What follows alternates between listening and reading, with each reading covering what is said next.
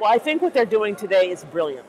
To bring people from throughout the African diaspora, to bring people from throughout Europe to come together and at least admit that there is a problem. This is the first time that such a meeting has been held, focused on people of African descent, their condition. Even the European Union has not done such a thing.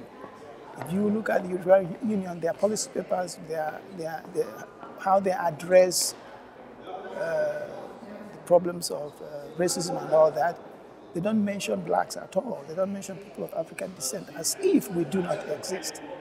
But that is very wrong, and that is unacceptable.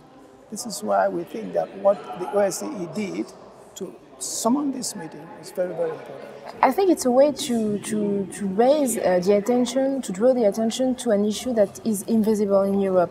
There are some conferences about xenophobia and racism, but nothing about the specific situation of the people of African descent. And it's important to make an event specifically about this issue because the racism that addressed to them is very specific compared to the other forms of racism. Hopefully, other organizations, international organizations, governmental institutions would look at this as a good example and follow the steps of the OSCE.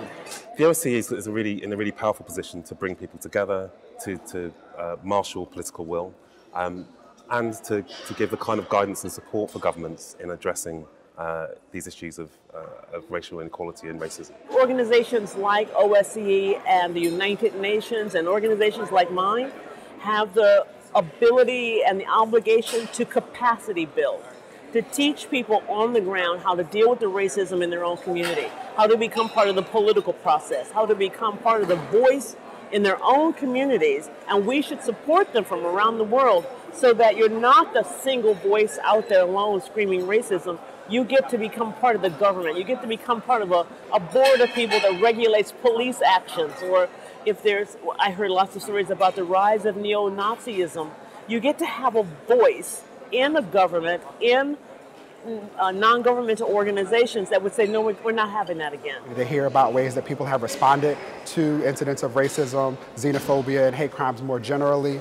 And just being able to start a dialogue that I am hopeful will continue long after this conference is concluded, I think will help us all work collectively together to strengthen our combined efforts to combat racism, xenophobia, and hate crimes.